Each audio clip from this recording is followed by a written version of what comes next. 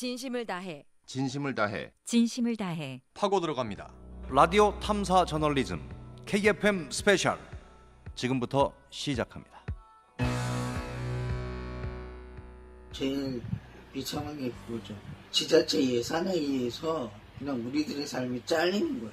어떻게든 그 예산을 절감하기 위해서 시간도 안 주고 이런 차원의 북치기남하고 틀리다는 거죠. 장애는 결국 몸과 마음이 손상된 사람과 사회와의 관계.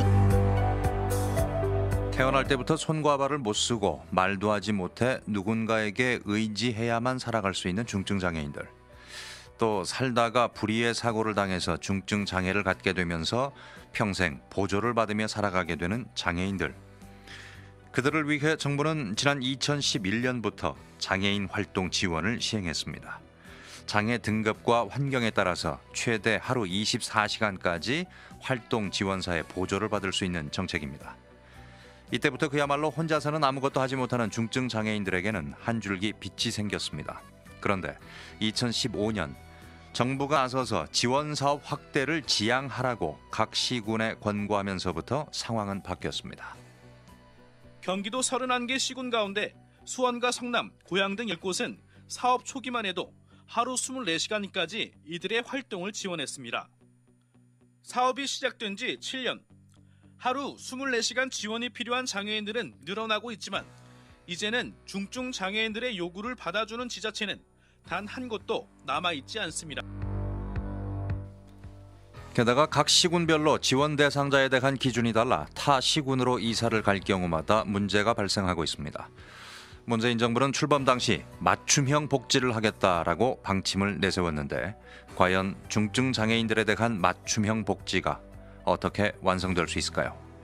KFM 스페셜 거꾸로 가는 장애인 복지, 국가 외면받는 중증 장애인에 대해 설소경 기자와 함께 살펴보겠습니다.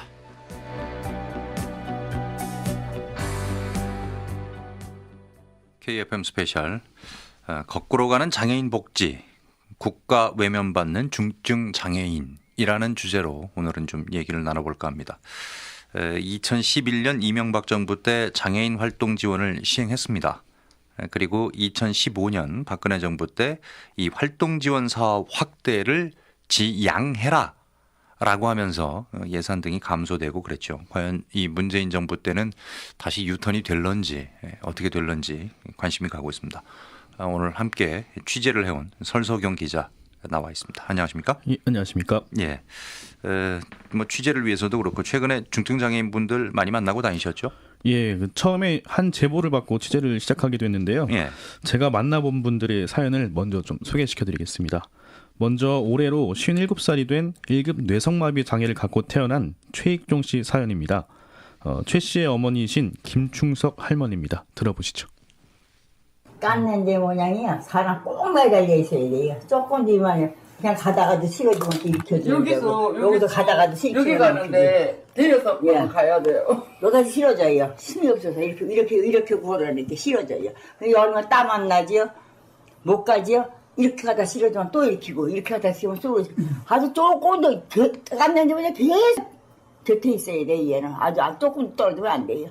그래 내가 봤던 조금 했는데도 얘 보기를 보가려고 힘이 드는 거예요. 내가 꾸불꾸대기로 진짜 그냥 아주 진짜 어떤 데 내가 하수를 할 때가 많아 이해야 되고 내가 하수를 할 때 어떻게 하면 좋냐. 너도 기운 주고 나도 기운 줄고 어떻게 하면 좋냐. 내가 하수를 많이 이해해가지고 근데 얘는 표현을 못하잖아요. 말을 못하니까 나 혼자 하수만 해놓은 거예요. 그냥 평생 57년을 내가 얘를 걸고 살았으니 내가 얼마나 지쳤겠지 진짜 아주 수방에서 하수를 많이 해서 어떻게 하면 좋냐. 예, 지금 들으신 김충석 할머니는 올해로 87살이 되셨는데요. 네. 맏아들인 최 씨가 태어날 때부터 손과 발을 못 쓰고 말도 못하는 상태이다 보니 할머니 혼자 갖은 수발을 다 하시며 평생을 사셨습니다. 네. 그러다가 지난 2011년부터 정부가 중증 장애인들의 활동 지원 정책을 시행하면서 그나마 삶은 좀 나아지셨는데요. 최 씨는 1급 뇌성마비고 손과 발을 전혀 쓸 수 없는 와상 장애인이라서 가장 많은 지원을 받는 대상자였습니다. 예. 한 달에 720시간, 그러니까 하루 24시간에 해당하는 활동 지원을 받게 됐는데요. 최 씨를 도와주시는 활동 지원사께서는 최 씨가 잠자는 시간 이외에 거의 하루 종일 최 씨의 집에 와서 살림을 도맡아 하고 있었습니다. 예. 그러니까 중증 장애인들의 활동 지원 정책이 생긴 뒤로 이 최익중 씨 같은 경우 어머니께서 그나마 좀 특히 좀 많은 도움을 좀 받았을 것 같아요.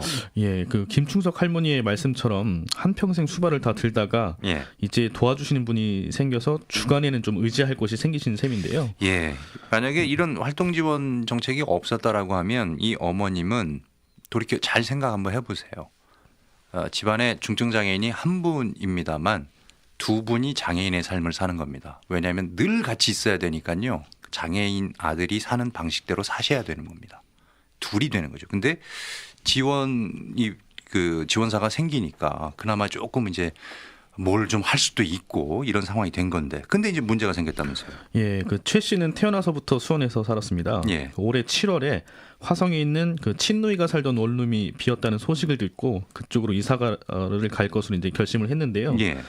연로하신 어머니가 이제 좀 편하게 쉬셨으면 하는 바람이었습니다. 예. 활동 지원사가 어차피 보조를 해주니까 생활하는 데는 큰 무리가 없겠다는 판단도 한 거죠. 네. 그래서 7월 13일자로 주소지를 화성으로 변경하고 화성시청에 활동 지원 대상자 접수를 하려고 했는데요. 예. 화성시에서는 지원자 추가 신청을 받아줄 수 없다고 통보했습니다. 화성시는 해마다 활동 지원 대상자 추가 접수를 30명까지 해주고 있었지만 이미 인원이 다 찼고 예산을 갑자기 만들 수 없다는 이유였습니다. 화성시 관계자입니다. 현재 신규는 안 받아요. 현재 30명 차가지고 안 받고요. 내년에 받아요. 이게 바로바로 예산을 세울 수 있는 게 아니라서 따로 하진 않아요. 저희. 네, 일단 지자체에서는 뭐 마감됐다. 더 받지 않는다 이런 얘기를 했고 그래서 최 씨는 어떻게 됐습니까? 예, 최 씨는 한 달에 720시간 지원을 받았었는데요. 예. 화성 시민으로 등록된 뒤 수원시로부터 받던 지원도 끊겨서 지금은 하루 12시간 정도만 활동 지원을 받고 있습니다. 그럼 많이 줄었네요. 반절이 줄은 거잖아요. 이거 왜 이런 건가요? 예, 그 간단하게 말씀드리면요. 보건복지부가 기본적으로 한 달에 118시간 그러니까 주중 5일을 한 달에 20일로 계산을 하면 하루에 약 6시간 정도를 지원해 주는 겁니다. 예. 여기서 지원은 활동지원사의 보조를 받을 수 있도록 급여를 정부가 제공해 준다는 뜻인데요. 예. 여기에다가 추가 지원을 원하는 대상자들이 또 신청을 하게 되면 복지부는 최대 273시간을 더 제공합니다. 그러면 총 391시간이 되는데요. 예. 하루 13시간 정도인 겁니다. 예. 지금 가장 최중증 장애인들의 경우만 따져드리는 건데요. 예. 하루 13시간이면 사실 많은 것 같지만 주변에 도와줄 사람이 없이 독거 생활을 하시는 중증 장애인이나 와상 장애인들의 경우에는 하루의 절반 정도밖에 보조를 못하는 거거든요. 예. 여기까지는 국가가 지원을 해주는 거고요. 예. 이제 이보다 더 추가 지원을 원하는 분들이 계시면 각 시군에서 해결을 하게 됩니다.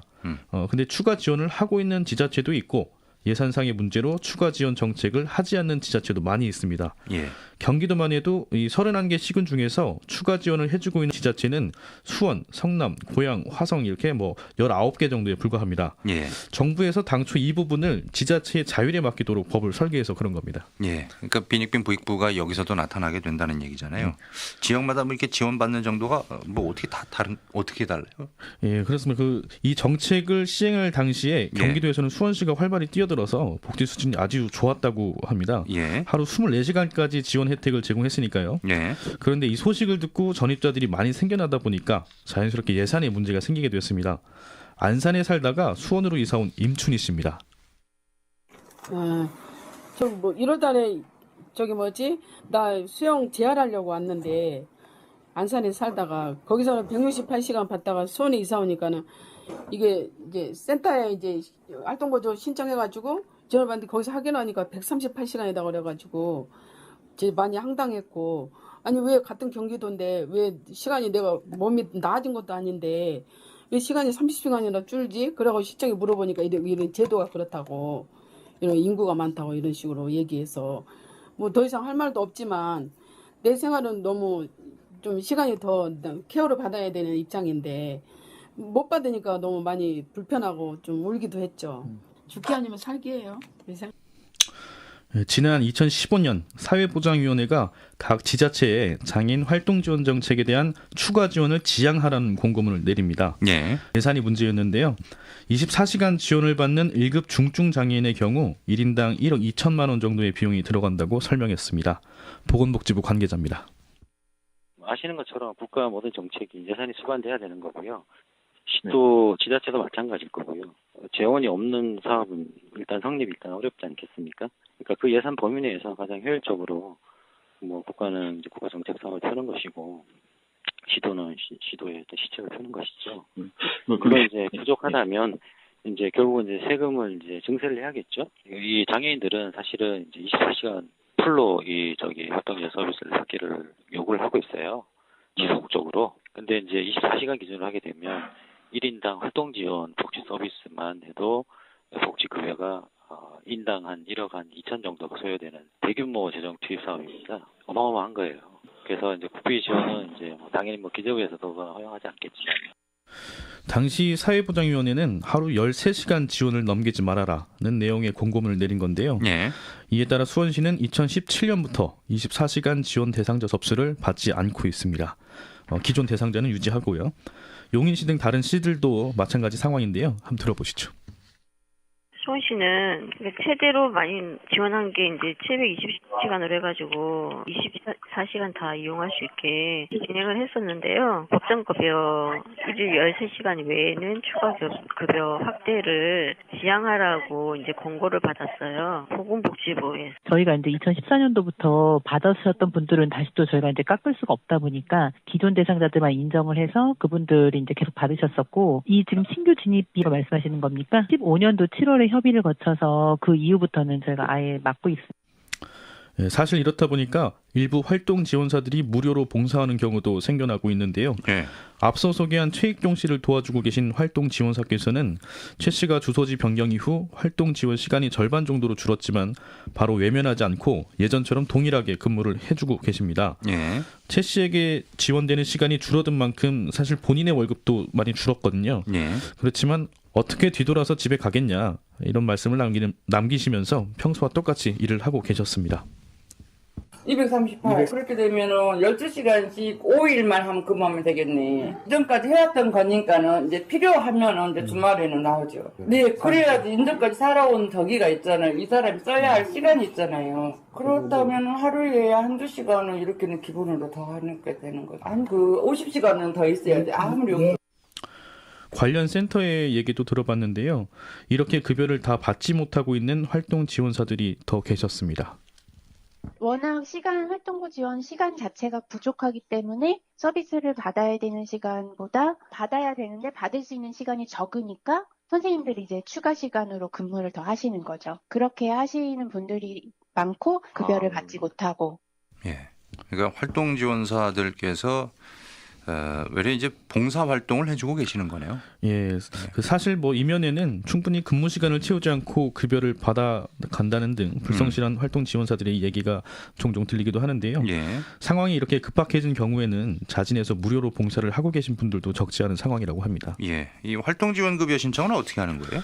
예, 활동 지원을 원하는 장애인들이 먼저 가까운 주민센터에 신청을 하면 해당 시청이나 군청에 자료가 넘어갑니다. 그 뒤에 시군에서 국민연금공단에 방문 조사를 의뢰하고요. 국민연금공단에서 지원자의 집에 방문해서 정해진 기준에 따라 지원 인정 점수를 평가하는 방식입니다. 예. 여기에 먼저 지원자는 지정 병원에 가서 장애 등급을 판정받아 그 기준을 토대로 최초 접수를 하는 건데 예. 이 과정에서도 사실 장애인들의 불만 섞인 목소리를 들을 수 있었습니다. 의료진에 의해 장애 등급을 판정받고 국민연금공단으로부터 또 지원급여 수준을 평가받는 거거든요. 한번 들어보시죠. 그게 등급 판정이 있고요. 그래서 등급 판정이 또 먼저 문제가 한번 생기고요.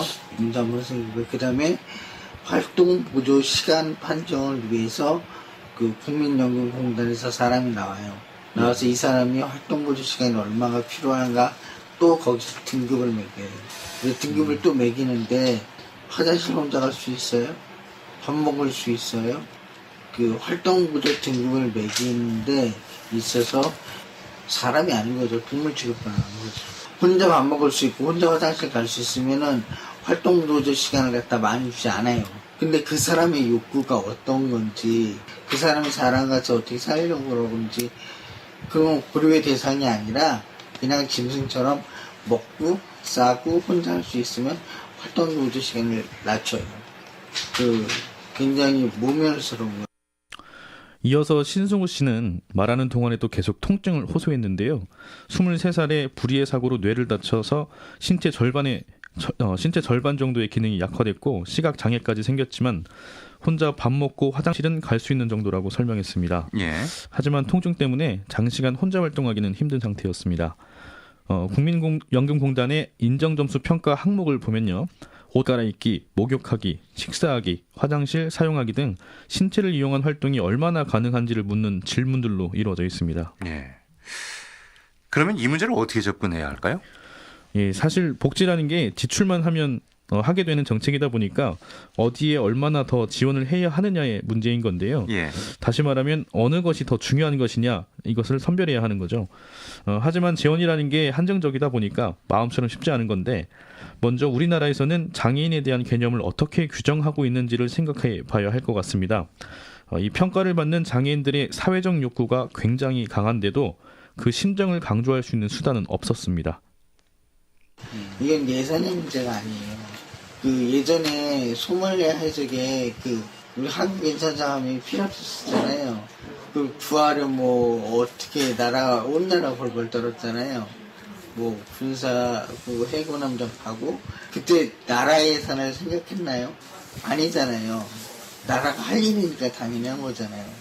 그런 것처럼 중증 장애인이 사람같이 살려고 하는데 활동보조인이 없어서 활동보조 시간, 등급 이런 것 때문에 사람같이 못 산다면은 좀 어폐가 있죠. 나라 예산 먼저 따지고 자기 나라 국민의 사람됨을 따지고 그럼 바뀐 거죠. 국민이 사람같이 살아야 되는 게 먼저고 그걸 뒷받침하기 위해서 예산이 쫓아와야 되는 거잖아요. 제일 비참한 게 그거죠. 지자체 예산에 의해서 그냥 우리들의 삶이 잘리는 거예요. 보건복지부에 따르면 2018년 기준 장애인 활동 지원을 받는 대상자는 7만 5천여 명인데요. 해마다 늘어나고 있어서 그에 수반되는 예산도 사실상 늘어나고 있는 실정이라고 합니다. 하지만 여전히 충분하진 못한 거고요. 예. 점점 사회는 고령화로 접어들고 있어서 사실상 누군가의 도움을 원하는 대상자 역시도 늘어날 것으로 예상되고 있습니다.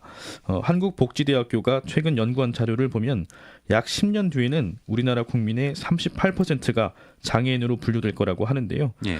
그에 따른 대책 마련은 불가피한 실정입니다. 특히나 65세 이상이 되면 이 정책 대상자에서 빠져서 노인장기요양보험법에 따르게 돼 있는데요.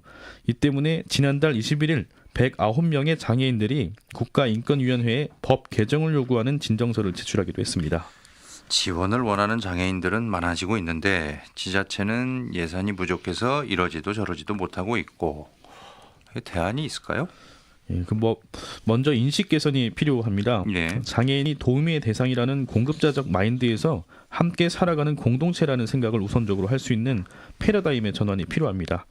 한국복지대학교 장애상담과 양종국 교수입니다. 제일 큰 문제는 장애인을 하나의 도움의 대상으로만 봐버린다는 거죠. 그러면 그거로만 보면 점점점 하나의 소외된 집단으로 이렇게 돼버리는 거죠. 그게 아니고 제일 중요한 것은 선진국일수록 어떤 특성들을 이제 가지고 있냐 하면 우리가 더불어서 하나의 국민이고 그냥 인간으로서의 가장 기본적인 가치 공동적인 생활을 할 수 있는 어떤 시민의 의식이라든지 당연히 눌려야 될 내가 이동이라든지 이런 부분들에 대한 부분들이 좀 잘 돼 있는데 우리는 이제 그런 부분들이 거의 저는 봤을 때 후진국형이라는 거죠. 조그만 인식의 패러다임이지만 너무너무 다른 부분들이거든요. 이 사람들이 가장 인간의 기본적인 활동을 할 수 있는 이런 부분들에 대한 배려와 이런 정책들이 훨씬 더 좀 다양화돼야 된다고 저는 봅니다. 중증장애인뿐만 아니라 전반적으로 이 장애인에 대한 인식의 개선이 필요하다 이런 말씀이시네요. 예, 앞서 언급한 것처럼 고령화 사회가 될수록 장애인이라는 단어는 더욱 쉽게 다가올 수 있을 텐데요. 예. 사회가 변해가고 있는 것처럼 우리들의 인식도 그에 발맞춰 가야 한다는 겁니다. 가장 가까이 있는 일본의 경우는 일종의 엔터테인먼트처럼 장애인들의 활동 지원을 위한 사회적 기구가 많이 생겨났다고 하는데요. 정책적으로 관리를 하니까 활동 지원사들의 서비스 질도 향상되고 쉽게 말하는 그 눈먼 돈도 사라지고 있다고 합니다. 또 고정적인 일자리가 생겼으니 고질적인 일자리 문제 역시도 해소가 되는 부분인 거죠. 예. 이런 부분에 조금 신경을 쓰면 일자리도 정말 많이 늘어날 것 같은데 얘기 들어보면 그 부족해 하시는 누군가의 도움을 필요로 하는 분들이 상당히 많은데 받쳐주는 분이 안 계셔서 안 계셔서 못 하시는 분들이 많이 계시거든요. 이를테면 뭐 어느 지자체는 또 활동 지원사들도 부족하고 없어요. 신청을 해도 뭐 그런 경우가 많다고 그럽니다. 이제 그런 데서 좀 일자리도 늘리고 그러면 좋지 않나 싶은데 말이죠. 하여튼 뭐 당장 이 중증 장애인들에 대한 이 복지 확대 문제만 볼 게 아니라 우리가 사회도 좀 변하는 만큼 조금 더 길게 봐야 한다. 뭐 이런 얘기인 것 같습니다. 네, 취재하면서 안타까운 마음도 들면서 뾰족한 수를 낼 수 있는 문제가 아니라는 생각이 들어서 좀 답답했는데요. 여러 전문가들을 만나서 얘기를 나눠보니까요. 근시안적으로 접근할 게 아니라 말씀처럼 고령화 사회가 다가오는 만큼 장애인에 대한 인식 개선을 먼저 해야 지금과 같은 문제도 본질적 해결에 더 가까이 갈 수 있겠구나 이런 생각을 했습니다. 문재인 정부가 내년에 장애 등급제를 폐기한다고 그러죠. 최근 발달 장애인에 대한 지원 정책 개선 등의 노력도 보이고 있는데 장애인들이 소외된 계층이 아니라 공동체적 인식을 좀 더 강화하고 우리 공동체다. 이런 인식을 좀 강화하고 사회 구성원으로서의 역할을 할 수 있도록 하는 게 좀 좋을 것 같습니다. 지금까지 설소경 기자였습니다.